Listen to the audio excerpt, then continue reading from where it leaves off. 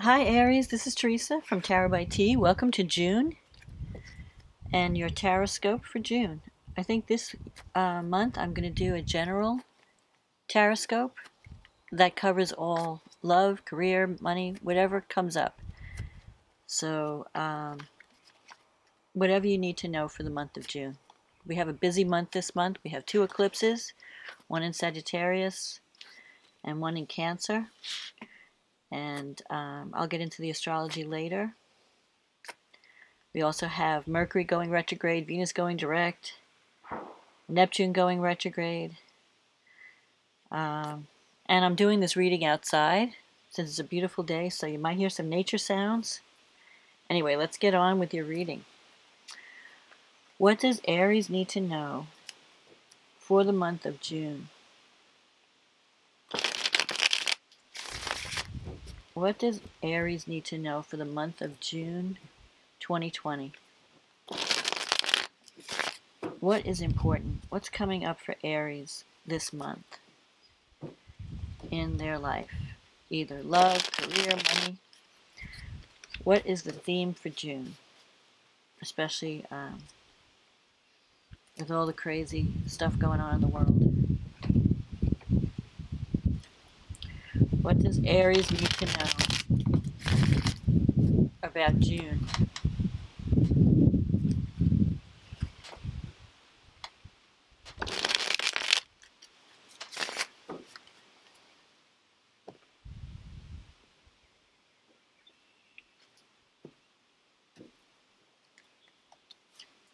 The Judgment, the Five of Cups, the Magician, the Two of Swords, the Queen of Wands, the Page of Swords, the Moon, the King of Pentacles, the Queen of Swords, and the Hangman. So this month, you have the Judgment crossed by the Five of Cups. So the Judgment is about it's about waking up and realizing that you need to change certain things in your life. And it's about waking up and being willing to make those changes. The Five of Cups crossing this, you could be worried about a relationship that you may feel is unstable right now. And you're thinking about the past. The Five of Cups is focusing on your losses. And this could be relationship. It could be just even life losses. And you're wondering if a situation can be salvaged. And with the Five of Cups, it's not a total ending. There's still some hope because you have 2 cups back here. But instead of focusing on everything that's negative, if you want to salvage the situation, you need to focus on what's positive about the situation. Because there are 2 cups that are still full. And also with Judgment, Judgment is about making changes, not waiting for change to happen, but being the agent of change in your life. So you might be deciding, I need to change my life and my habits and what I do and how I do it.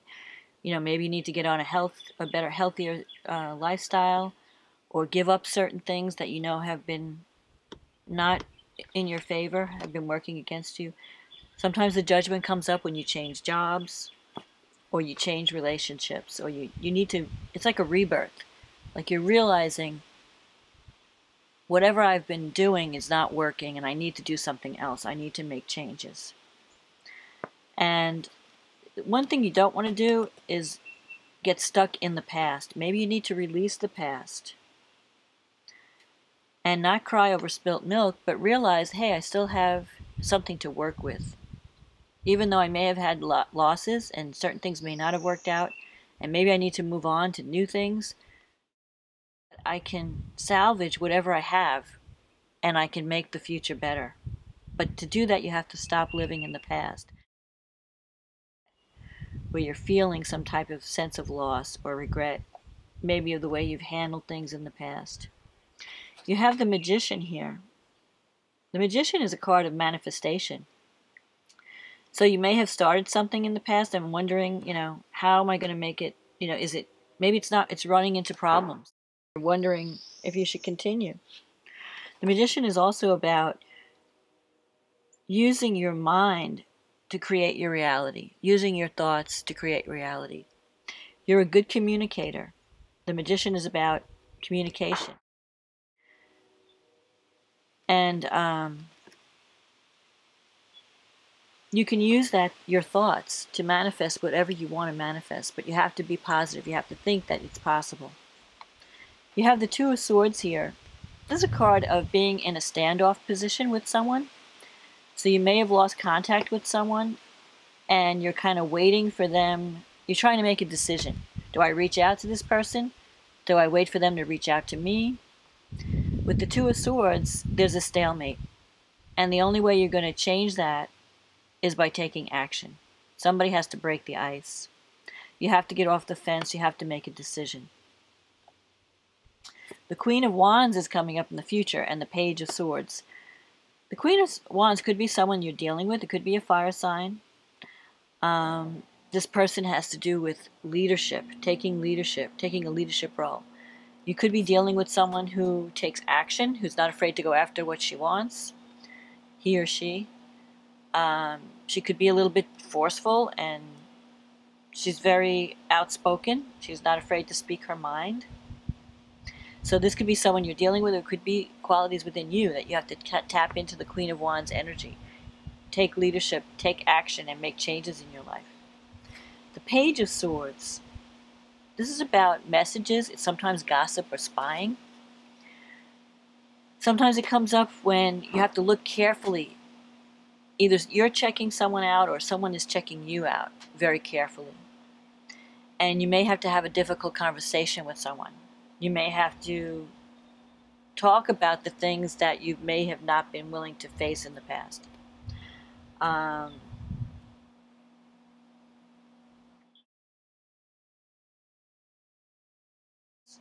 Find out what's exactly going on. Don't listen to hearsay, especially this month, because we have there's a lot of, with the nodes are changing signs. The full moon is going to be in Sagittarius. That's about truth. I'll get to that later. There might be a lot of information out there. This month is going to be about finding out what's true, what's real. What do I need to believe in? Can I believe everything I hear? Maybe I need to look deeper and find out what's really going on. You have the moon here in your fear sector. So the moon, you might be letting your imagination run away with you. You might be thinking, seeing things from a negative perspective with the moon. You might be questioning someone's loyalty. Can I trust this person? Can I trust what I'm hearing? So if you're hearing the message, if you're getting information from someone, you might be questioning what you're hearing. Like, is this person being honest with me? Can I trust this person? Are they deceiving me? And you really don't know. A lot of times with the moon, you don't know information. So you fill in the blanks with your own thoughts. And that's where you go wrong. Because the only way you're going to know is by talking to the person. So you need to have a conversation this month and get to the bottom of something. And it will help your relationship. Because I think the Five of Cups is definitely about a relationship situation that's kind of in a state of kind of feeling unstable. Like you're not sure where you stand, or you're not sure where things are going. You're not sure if you can even salvage the situation. In your environment, you have the King of Pentacles. This is a card about financial security. So you might be dealing with someone about money, trying to get a loan from a bank, maybe you're trying to buy property or invest money. Or you could be dealing with a Taurus or an earth sign, Taurus, Virgo, Capricorn. So you could be dealing with, you have all the signs here: fire, water, not water, fire, air, and earth. But the King of Pentacles is someone very different than the Queen. The Queen of Wands is a go-getter. Wands people go after what they want. And this could be your energy. The King of Pentacles, you might be dealing with someone who is really more laid back and not that much of a go-getter, and just worried about security. So this person may frustrate you at times. They may have financial security. They may have a lot of money, or at least they're comfortable. And maybe you're looking to them for security, or you're looking to them for comfort. You know they can provide for you. But they may not be the most exciting person that you've dealt with, because Aries is an active sign. You want to get out there, you want to do things. And this earth sign might be more, well, I got to take care of practical matters. I've got to work, or I've got to take care of the house, or I've got to I worry about money. Especially with this bull in the background. It looks like there's a bull in the background. So I always think of the King of Pentacles sometimes as a Taurus person. You might be dealing with a Taurus, or someone who is you may feel like they're stuck in the mud. They're holding you back in some way. You can't do everything you want to do with them because they're too practical, too down to earth. But they are very stable, and they are there for you. But if you're dealing with this person, there could be some financial issues that you have to work out with them. And you may have to have a difficult conversation. In your wish fulfillment sector, you have the Queen of Swords. The Queen of Swords, this is someone who's very independent. Maybe you feel like she's looking to the future. So you might have been through a lot, and now you've kind of been, I feel like you're becoming very independent. You don't want to depend on anyone. You've been through a lot in relationships, in life, and you're at the point where you just want to do things on your own. You don't want anyone's help, and you have this harsh energy, or this unapproachable energy. So maybe you want to soften, be a little bit more vulnerable, because especially with this Two of Swords here, this is a card of the way you're going to resolve a situation is by allowing your vulnerability to show. By sitting down with someone and saying, let's sit down, let's talk, and to be real, and really tell them what you feel. I think that you may have been too distant or too standoffish, so communication is not happening with the Two of Swords. And you need to communicate if you want to resolve this Five of Cups situation. And it may involve, because you have the Hangman here as an outcome. The Hangman is about giving something up, making a sacrifice, giving something up for something better. So you might be thinking of leaving something for something else. Leaving a relationship, leaving a job. Maybe you're looking for more financial security. But there are people around you that you're not sure you can trust. You have to look deeper. So if something's being offered to you, you want to read the fine print, especially because Mercury's going retrograde this month. You want to check everything very carefully. If you have to sign any contracts, that doesn't mean like if you're out of work and you get a job, you can take it. But just have that conversation where you get very detailed. Find out, what am I agreeing to? What are they promising me? Get everything in writing. Read the fine print. Because I feel like you're coming out of a time where, like the Hangman is a card, you have to have patience. So you might feel like everything's at a standstill. Or it's been, especially with the pandemic. Things are going to be changing, but it may be slow. It may take a while. It may not, the eclipses may speed things up. Usually when eclipses come, and we're going to be having eclipses in June and July, certain times you could be endings and new beginnings. Certain things could be eclipsed from your life. Things that you may have not been ready to let go of yet. So with the Hangman, you just be patient.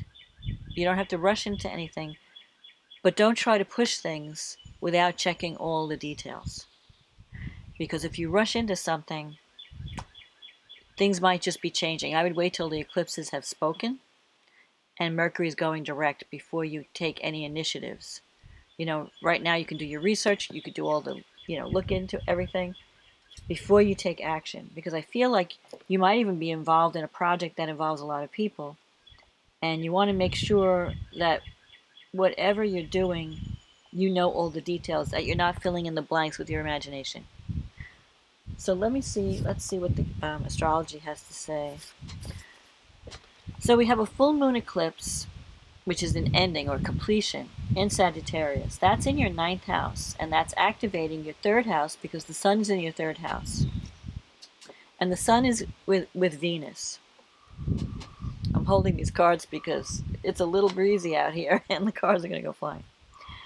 So the moon in your ninth and the sun in your third, you could very well be having some kind of contractual negotiations. You could be thinking about moving. You could be the ninth house has to do with higher education, going back to school, working in a institution of learning. It has to do with government. It has to do with law, legal situations. So you could be working out the legal details of something at this full moon. They could be coming together, and Venus is there, so that could relate to money. Venus is conjunct the sun. Venus is in Gemini, and it's retrograding at the beginning of the month. Venus is still in retrograde. So you might be revisiting relationships, agreements that you have with others in a relationship, agreements that you have with others financially. This moon, basically the major aspect to this full moon is Mars square. This moon is squaring Mars. It's an exact square, and Mars is in Pisces, in your 12th house. So with Mars in Pisces, it's not very happy in Pisces. Mars is your ruling planet, and it's in your 12th house. So you might be feeling repressed anger. You might be feeling frustrated, and you haven't been able to voice your concerns. And so you don't want to do anything like, it could cause passive aggression, like where you're just not talking to someone, or you're not answering them, or you're just not getting out. You're getting frustrated because you can't communicate. You can't tell people how you feel. So it's really important with Mars in the 12th house that you communicate, that you release your anger in a healthy way. You don't have to blow up. And Mars in Pisces is not going to blow up. Pisces kind of weakens the energy of Mars. So you may be just avoiding confrontation and letting it simmer, so you may want to have that conversation, have that difficult conversation. At the same time, the moon is on June 5th, we're going to have this full moon eclipse. And it's going to be squaring Mars, but eventually the moon's going to move and conjunct Neptune, and square Neptune, I mean.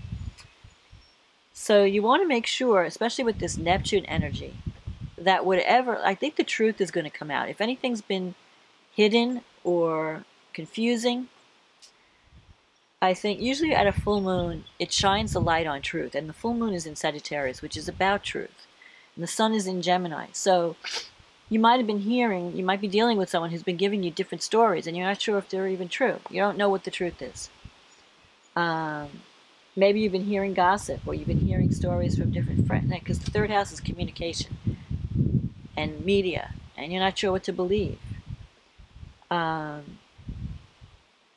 So with this full moon, though, it usually brings things to the surface, brings things to light. So it may also bring your feelings of anger to light. If you've been feeling frustrated, I think it's a good time to get things out, to have an honest conversation with someone. At the same time, Mercury is going to be sextiling Uranus. And Mercury is in your 4th house, and Uranus is in your 2nd house. So I feel that the conversation is going to revolve home, family, also your financial situation, money, financial support that you either are or not getting. Uranus in the 2nd can bring changes to your financial situation. Maybe you decide to start your own business or go off and do something. You want more independence. You want more financial freedom. You have Jupiter and Pluto in your 10th house. So you're changing. Your life direction, your status is in the process of changing and transforming. Jupiter brings luck through career. Pluto brings you into a position of power. So some of you might be moving into a new career that's going to give you more of a sense of power, maybe change your financial situation for the better. Because Jupiter and Pluto is a wealth-building aspect. But I feel like you're still in negotiation. You might still be in negotiation. And it's going to be a tricky month for negotiation. So you want to make sure that you get all the details. Then we have the solar eclipse, June 21st. Now, this is happening a few days after Mercury goes retrograde. Mercury's going to go retrograde on the 18th. And then Venus goes direct on the 25th. And then Neptune goes retrograde on the 23rd. So it's going to be a crazy month. Because Venus being retrograde, you know, it can affect your finances. It could, when Venus is retrograde, the money situation you might not be making as much money, or you might revisit your thoughts about finances. And especially, let's see where Venus is. In Gemini, it's in your third house. So if there's any contract negotiation, you might not be getting enough money. You might be thinking, no, I don't want this job, or I don't want, you know, whatever you're offering me, it's not enough. So when Venus, you might be renegotiating a contract, especially because Mercury going retrograde, it's about redoing. And Mercury rules contracts and communication. So this new moon eclipse is happening in your fourth house of home. And it's got an inconjunct aspect to Saturn in the 11th house. So you might be having a new beginning. I mean, this is a powerful new beginning. When solar eclipses happen, it can eclipse a male figure from your life in some cases, but it could also represent an ending and a new beginning. A powerful new beginning. And this new beginning may take 6 months to manifest, because eclipses last for 6 months. And it's in your fourth house. So you may be thinking of moving. You know, maybe your house is, you know, you want to change up your house in some way. You want to move into a new place that better suits who you are. The only problem is you have Saturn in the 11th house. So there could be some work problems or problems with groups that you belong to, friendships. You feel like you have a lot of obligations, or it's a lot of work. So to achieve this goal, it's going to require a lot of energy and work from you. And you may have too many obligations that you may find this new beginning, it's not an easy new beginning. That doesn't mean you shouldn't do it. It just means that there might be it just might be harder to manifest, or to get through it. Like you might not have as much help moving furniture or moving into this new location.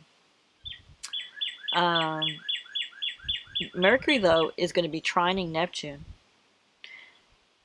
And Mars is going to be sextiling. At this point, Mars will be sextiling Jupiter and Pluto from your 12th house. So you're going to get some help. There will be help. You just have to ask for it.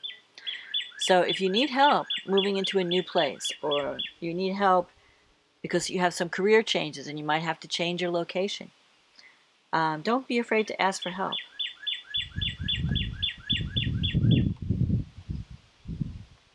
Let's see what else is going on with Mercury.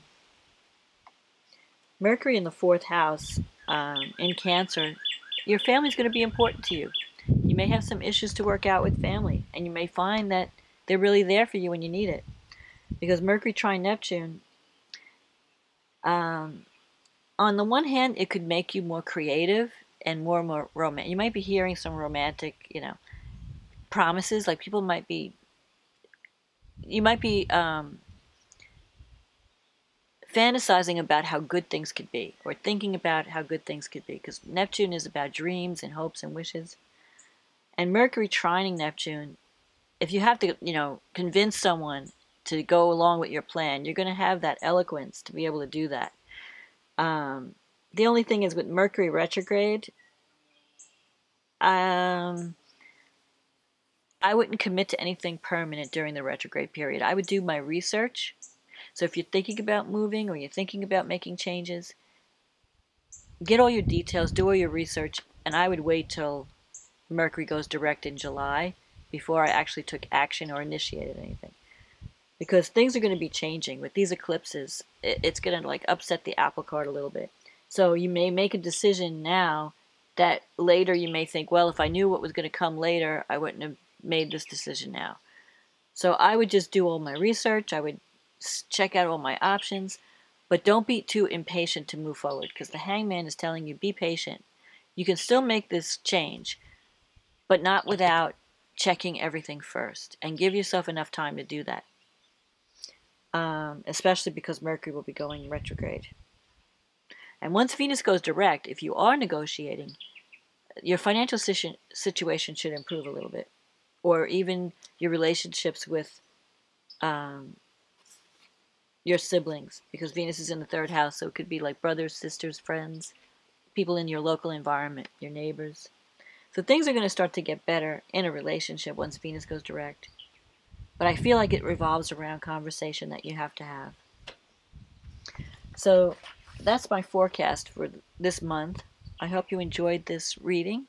If you'd like a private reading, click on the link in the description box. It'll take you to my website and we can get you on the schedule. In the meantime, I want to thank everyone for supporting my channel, whether you're commenting or sharing or ordering readings. I appreciate everyone's support. And if you're new, welcome. And if you like this video, if this was a help to you, please click on the like button and share, like, subscribe, whatever. Click on the link and get a private reading, and we can go into greater detail about your personal situation.